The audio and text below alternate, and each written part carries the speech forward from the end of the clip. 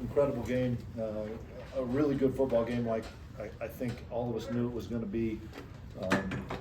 A lot of adversity, a lot of resilience. Some of the things happened that I think will help us down the road. Having to come up with a big scoring drive with Avery and DJ was a part of that. Jace was a big part of that. But having to do that, especially when he was banged up and beat up a little bit, and then we get up 31-28 and shoot. They still got 2 minutes left, and a phenomenal quarterback, the best quarterback that I've seen and played against, and they had every chance. Our defensive line, in my opinion, was the difference in us getting a 3-point win. Our defensive line played a phenomenal football game, and then two really good teams battled it, and just really excited for the guys to come out with a big road win.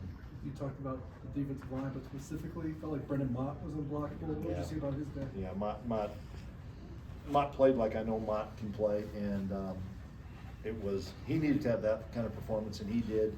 It was fun. The whole players of the game were the D line, and then we get a couple other awards to Taquan Roberson because he came in and helped us get a drive. Kendra Steiger that nobody knows about that has to play 40 snaps. I mean, they lost 2 really good players. We lost a bunch of DBs, and we were trying to play 6, and then we were down to 4, and it was a struggle. But we found a way late to make a few plays, and I was really happy, proud of the guys.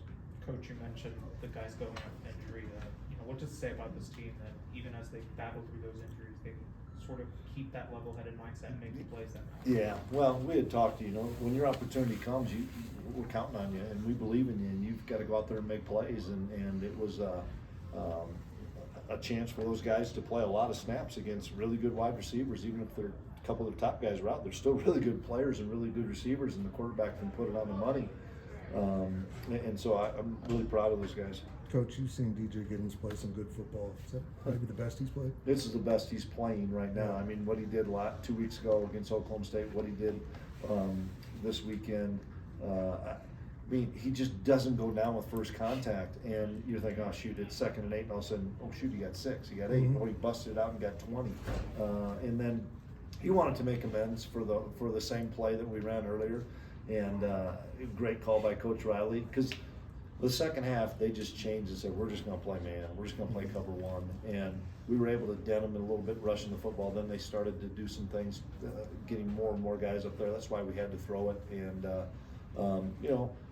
we had no quarterback run, and that was something that we were hoping we could get to, but once Avery got hurt and was able to go back out, and we knew we didn't have any quarterback run yet.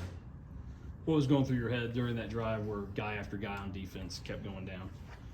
The fans were booing, and it's our best players. We want them to stay healthy, and they're not. And I get it. I mean, that's the human nature to think that guys are faking injuries. It's our best players. We want them to stay in the game. So they were legit. Jacobs was really legit. Keese's was really legit. And then Keenan Garber he cramped up. So yeah, that was a poor drive by us on defense after an 8-minute drive by us on offense to score, and we kind of let them off the hook a little bit. We didn't play very well that drive. Do you have any initial updates on any of the injuries?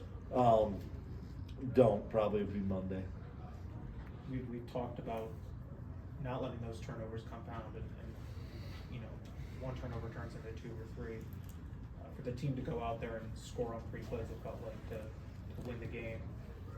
What does that say about this offense that they're able to recover? Yeah, a couple things on that, just so you guys know. We're at the 32-yard line, and it's 4th and 7. We could kick a 50-yard field goal, and in my mind, and I knew I would probably kick myself in the butt, we kick the field goal, they take it down and score, kick a PAT with the best quarterback in the country, and we lose 28-27.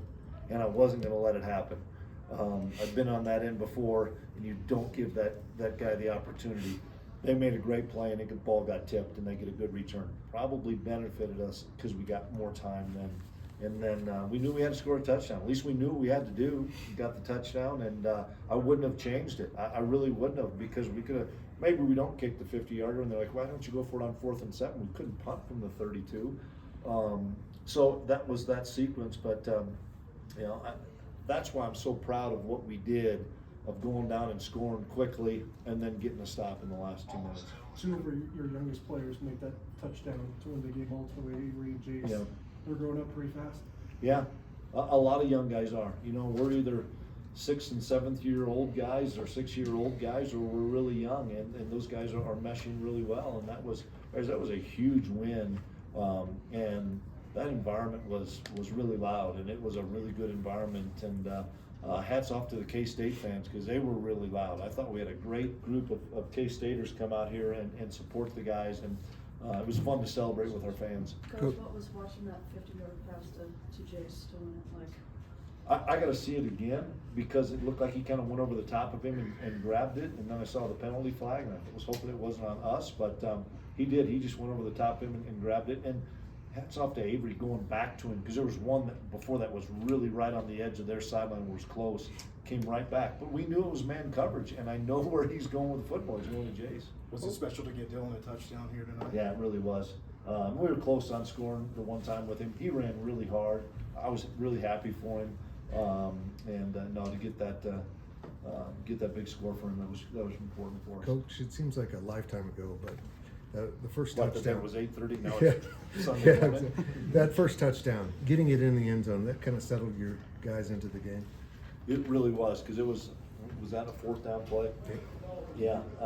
Man, guys, you've heard me say this a bunch. Field goals typically don't win games, and you've got to be able to score touchdowns. And I was proud of Chris. He banged one when we had to have it. But we need touchdowns to win in this league. You're not going to win kicking field goals, and we found that out the hard way a little bit at BYU, that you need to be able to score touchdowns. So that was a huge play by our guys. What does it do for the secondary's confidence? Sugar has the game that he has, but when it absolutely had to happen, Yep. they find a way to get it stopped. Yeah, it's a collective effort, meaning the D-line was really good, getting pressure. The linebackers did some good things dropping, but just a lot of players had opportunities to make plays, and they came in and did a really good job. So we're going to enjoy it for however long it takes us to get home, and then we'll be back at work on Sunday, or is it Sunday already? Do you like what you saw from your line for most of that second half, including that game-winning drive?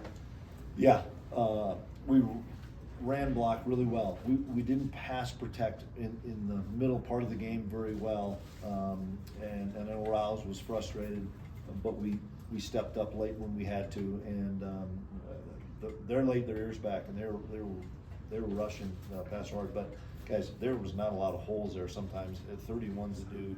Was there anything in particular that really impressed you about the way Avery handled that drive? Just that he knew he had time, and I thought the play to DJ was kind of the key to get us out of the hole, because we were inside our 20, and we set up a play with Dylan, who was incomplete, and then we were able to get the play with DJ, and that was a huge play because it gave us some life. And now that it's over, what was the hardest thing about defending their quarterback? Scramble, and he'd find guys, and he just puts it on the money. I mean, he throws such catchable balls, and yeah, he's a great player. I'm glad we're getting out of here with a win. How did the leaders step up throughout the second half to sort of? Hey, we found a way to win, so they must have stepped up really well. So awesome, guys. Thanks, Coach. Thanks.